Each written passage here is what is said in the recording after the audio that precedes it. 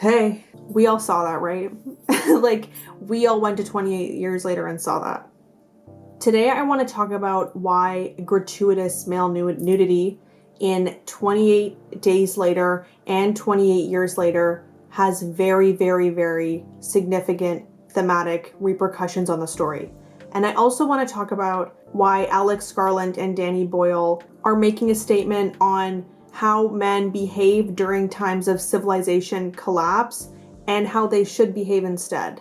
I would like to talk about this. So before I get into my analysis video essay, I would like to say I'm not going to be mentioning 28 weeks later because it isn't written and directed by Danny Boyle and Alex Garland. So I'm going to talk about the bookends of this franchise because I'm kind of digging into this specific writer-director duo. So that's just my disclaimer. It's kind of like a funny joke to be the king or queen of media literacy to say, like, maybe zombie movies aren't about the zombies at all. Maybe people are the real zombies. But unfortunately, that is actually very true. 28 Days Later begins with a rage virus that turns people into like really violent, cannibalistic, rabies people that still have a little bit of intelligence. Like, they're not fully zombified, like they have a bit of smarts to them and they're very fast. So there's that. It's actually really scary. But it comes from primates.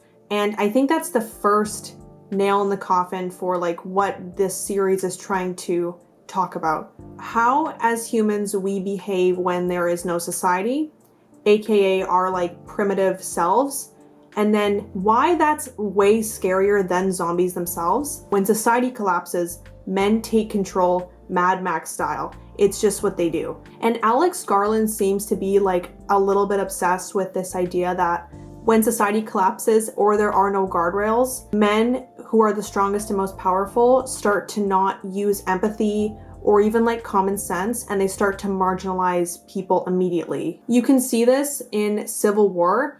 That scene with Jesse Plemons when he is in like a position of power. He's so young, he's obviously inexperienced, but him being a man with a gun in that situation makes him just like the highest authority, and he's not listening to common sense, he's not listening to empathy, and he's just enacting random acts of violence on people with really no rhyme or reason except like his personal feelings. And this dynamic is so frightening because it is so real. And no matter what you think about Civil War, that scene is incredibly hard to watch. Like, it's so scary. And at least for me, I was like, Jesse Plemons, you're really freaking me out right now and you're really scaring me. You also see this in Ex Machina in a different way. Like, this billionaire is so disconnected from reality and other people. He's almost lawless, and he's able to be lawless in his own society that he's built inside of his hyper mansion. And the first thing that he does is like make enslaved women. Like, that's the first thing that he wants to do. What I would do if I had a mansion in the hills and helicopters and infinite technology, it wouldn't be that. Like, I don't think that's the first thing that I would do, is make a bunch of sex slaves. That's just me. To be at the mercy of someone who is unreachable by common sense and empathy because they're inflated with a sense of Mad Max style, toxic masculine power, is literally harder to watch than straight up violence. I actually think that. I think the hardest scenes to watch in the 28 Days Later franchise are the ones where men are being very scary. And I think that's kind of on purpose. And this dynamic is explored in this series in such a unique way because it kind of subverts what men should do versus what they do. In Susan Faldy's The Terror Dream, she says this quote about something she noticed post 9/11, which is an event that shook society and made society really unstable. Much like a zombie apocalypse would, it did that for a certain part of the population of the globe. Of all the peculiar responses our culture manifested to 9/11, women's independence had become implicated in our nation's failure to protect itself, and with it, feminism was dismissed as an unaffordable luxury. I really like this quote because it explains maybe why women are in so much danger in kind of a post-apocalyptic society, and it's a lot like the birthing baby scene from 28 years later when the zombie is giving birth to a healthy baby, that zombie woman is obviously not consenting to sex. Like, she's a zombie. She's basically an animal at this point. But that's an unaffordable luxury to the zombies. Consent, civilization, it's unaffordable to them because they need to make more zombies. That's like their ultimate goal. There is mirrors to the way that humans function when there is no civilization or there are unstable environments. Feminism is kind of an unaffordable luxury. Like, what's more important is having as many babies as possible to continue on humanity. Also, broader research shows that collapsed or crisis conditions enable dominance-based masculinity to flourish. Now, when you think about primates or animals, this dynamic happens a lot in nature. You see kind of female animals brutalized in nature a lot. Reproduction is kind of the most important thing in the animal kingdom. But I think the question to ask is, are we as humans going to be different than animals, primates, or the totally impulse-based zombie? Are we going to be different? Now, if there is a pattern of research and people just noticing this shit in destabilized societies, that masculinity often reverts to violence and control, it makes a fantastic story for your main character to completely subvert that, which is what 28 Days Later does. And it seems really obvious, from a filmmaker's perspective or just from a movie watcher's perspective, it's so obvious. It's why wouldn't your male character be an actual hero? But what makes these movies feel so unique and so different is Jim and Spike are not your traditional male hero in the way that crisis fiction usually works. The typical male hero we see in crisis fiction, like the world's ending kind of fiction, is like a Rambo, for example. It's like they're using their masculinity for good or whatever, but they're still very violent and very stoic and unfeeling. But it seems like Jim and Spike have a lot of feeling and a lot of empathy, and they still are possessing those masculine traits that make them good fighters in this apocalypse. Susan Jeffords talks about this in a novel called Hard Bodies, which is about American fiction heroes. How a lot of action movies treat chaos as a stage for men to prove how tough and dominant they are. Usually in American fiction, the world falls apart and suddenly the guy with no emotions becomes the ideal man because he's I'm just gonna kill everybody for justice and I'm just gonna get the girl at the end. But he is not really acting with empathy usually. But Jim and Spike are different because they completely resist this urge altogether. And it is a sort of anti-hero because it's not what we usually see in hero fiction. They're not falling into that really toxic, violent, masculine role. They resist urges that they might have to do that. And they're surrounded by people who do take the fall of civilization as permission to be awful. But these two characters choose something else. And they're not the only ones that choose something else, but it's important because they are the two main characters and they are men. That's really important for this story. They're basically staying human. Whether that's because Jim and Spike, for example, are inherently good people, or that's because they're just unwilling to lose that civilized kind of part of themselves, I don't really know, and that's kind of a philosophical argument. But what matters is they don't let the collapse of society define who they are, much like every basically other man is. It's very sad when you think about the father in the first movie, 28 Days Later, he would do anything to stay with his daughter, and I think it's because in the back of his head he knew that it's really unsafe for her to be alone. And it's men know what other men are going to be doing, they know this. And I think that might be a part of why this is an incredibly celebrated franchise, and it's very fun and funny. At least the third movie really leads into that. It's a really funny movie in some ways.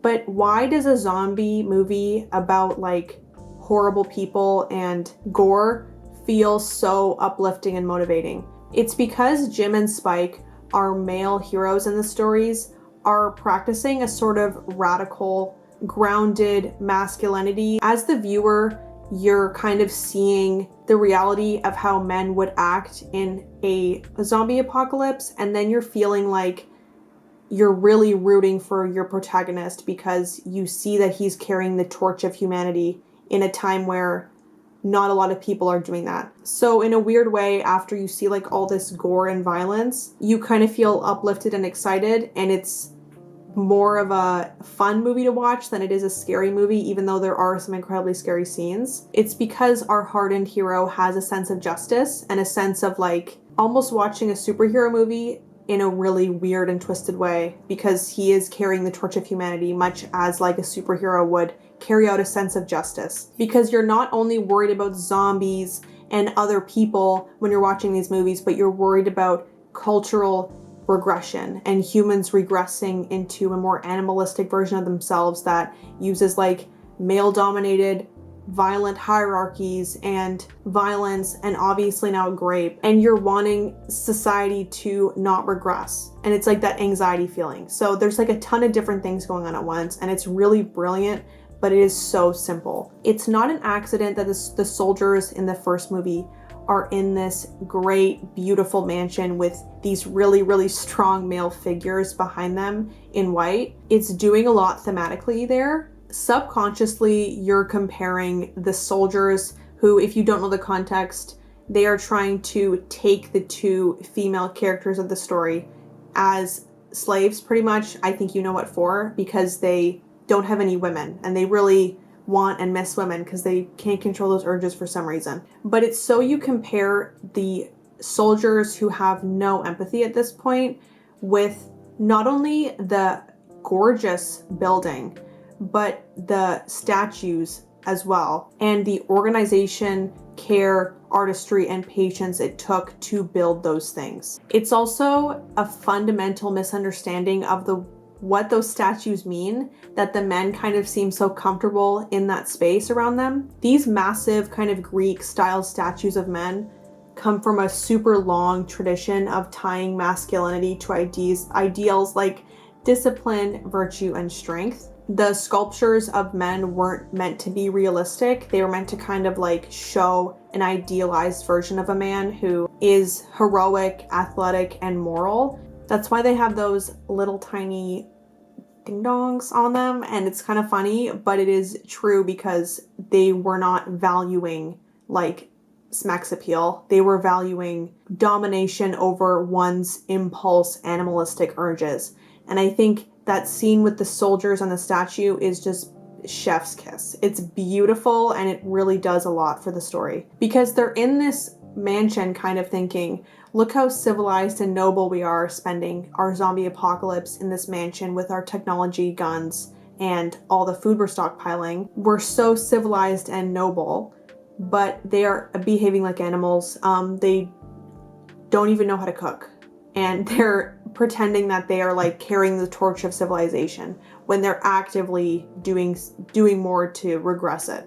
The soldiers are aggressive, cruel, violent. About the nudity, beginning in the first scene of 28 Days Later, and then the super graphic nudity in the last movie with the alpha. Like, it's actually so graphic. I'm laughing because it's really graphic. But it connects this idea of statues of men, what is underneath the clothes, like what is underneath men when there is no society to uphold them, what connects us to the animalistic world. Like, our bodies are so obviously connecting us to primates and animals, and are we going to regress, or are we going to take steps into the future? And I think the anti-hero as well as the villain having a lot of nudity in it, it really brings home that nobody is exempt from this choice, and that everybody is called to make this choice, especially men in an apocalypse situation where they could take power if they wanted to. And again, it brings in the philosophical question of, do you really know yourself until you have no boundaries and no rules? It's worth asking yourself what you think you would do in a situation where you had no rules or boundaries. I know I'd be stealing a lot from the store, but that's just me being honest. Now, in 28 years later, this theme isn't as on the nose because our protagonist, Spike, kind of leaves his very safe society so he can try and save his mother, which I think again is like a very esoteric metaphor for him trying to protect someone who's very vulnerable, and like he's trying to use the masculinity that he does have as a young man to protect that. And that's kind of an overarching theme, but that's kind of reaching. His society that he lives in doesn't seem that bad, but he still is literally escaping it, and he eventually does leave it for good for a while. And it seems dumb when you're looking at it from a surface level, because obviously there are issues with his father, but it doesn't seem all bad comparatively to the soldiers. But Spike is noticing something very, very deep and profound, and he notices it very, very quickly, that his father has deep and penetrating flaws that will be guaranteed to morph over time into something much more insidious and dangerous. Because film or in the real world, societal breakdown becomes a catalyst for people to behave however they want. And his father, firstly, pushing him to leave before he was ready, when he was literally like, I think he was 12, and they wanted him to be 14, like the society, and his father was pushing him to leave at 12 to hunt zombies. But he also lies about his son's heroism, bravery, and kills to like their society when they get back. And he's so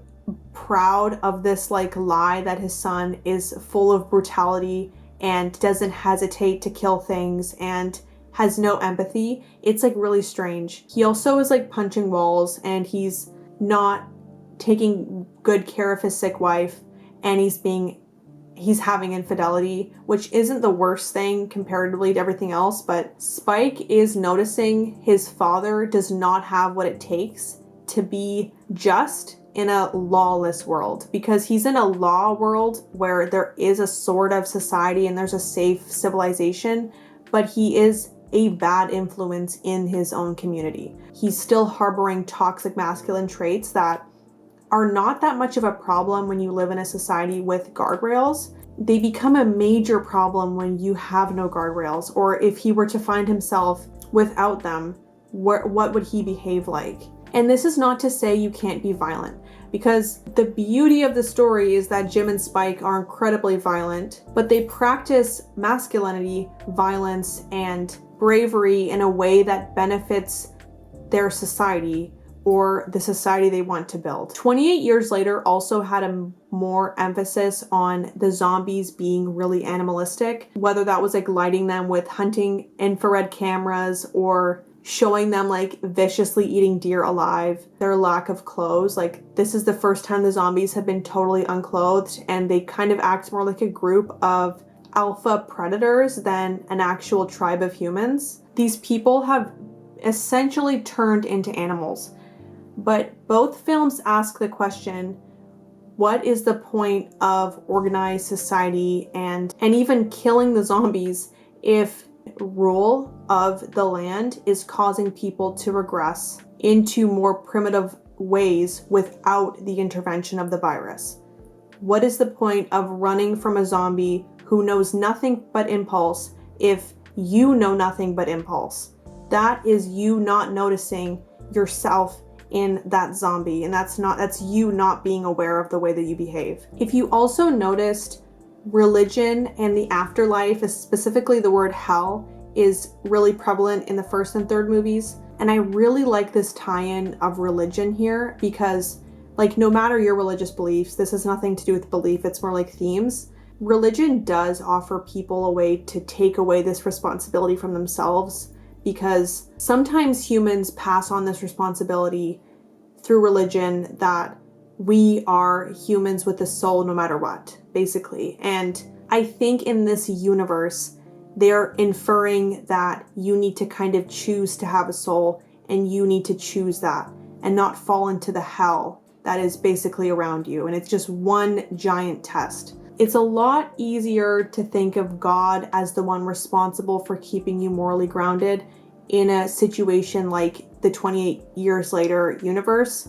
And it takes away the responsibility a bit for the entire society completely regressing, not only becoming zombified, but regressing. There are so many bodies in the first church in the first movie, just kind of laying there like they chose to die there. And I think beyond religious belief, you can kind of see this as a theme of laying down there to give up. And instead of doing what is probably the right thing, which is to try and protect civilization and society and build a better one, it's like people are lying down there and giving up and giving their responsibility to their religion. Not that that was the wrong choice for the individuals in the church, but I think it's an interesting thing that might mean something. And then in the third film, we see a priest literally giving his son up to zombies because he thinks that the virus is the rapture. And his final moments, he's laughing and being covered in zombies, and his son is like, "Why have you forsaken me?" I think that's like a perfect example of someone giving up all responsibility to take care of their son for this idea that religion has got their back and they don't need to make those hard choices. I think this franchise is a mirror and maybe a little bit of a warning about how much we owe each other and our future and our history as humans. What's interesting about this franchise, though, is it doesn't just show what might happen if people are given no guardrails, but what you need to combat that. And I think a lot of the time, the story kind of ends at the good guys or whatever winning or saving the day, especially in like action movies. But in this franchise, it's more of a ongoing battle, and it's more of a example on how men should act in a situation where they're tested like this. And it really is crazy how much people want to revert back to more animalistic tendencies instead of becoming a Jim or a Spike who has to retain empathy in a world where that is really painful to do.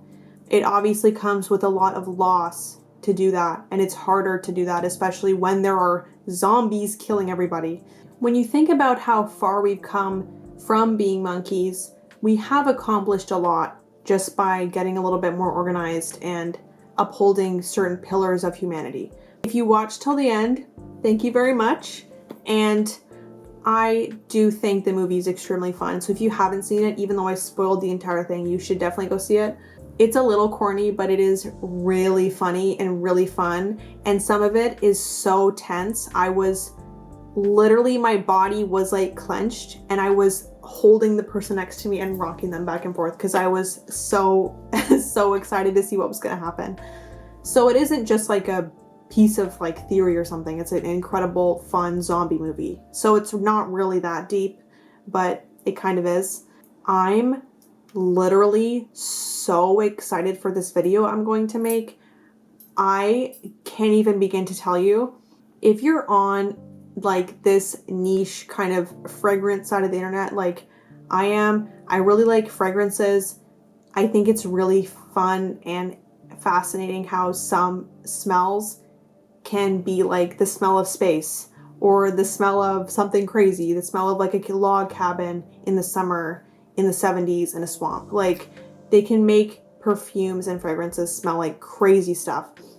So I did something I've wanted to do for years and years and years and years, and I bit the bullet and bought like 15 samples of perfumes that I've always wanted to try that are horror perfumes. That's going to be coming in the next week or so whenever they come in. I think they're going to probably come in next week, and then I can film right away because I'm too excited. But just for an example, one of the scents I got is the smell of anarchy. So it's like the smell of burning rubber in the street and like fire and gravel and stuff. I cannot wait. And then I got another smell that's inspired by Silence of the Lambs, and some people say it smells like a dead body, which is so fascinating to me. I'm so excited to smell that. Like, that makes me sound like a freak, but I just think niche designer perfumes are extremely fun, and I'd love to start a little horror collection of that. Thank you very much for all of the love on my videos. It's very, very nice, and I like really appreciate that you care what I have to say. And I'm not an expert on film analysis, on literature. I am a graphic designer. I'm not that smart. So if I make mistakes or whatever, I'm sorry. That's just the way the cookie crumbles. Okay, peace and love. And don't become a zombie. Bye.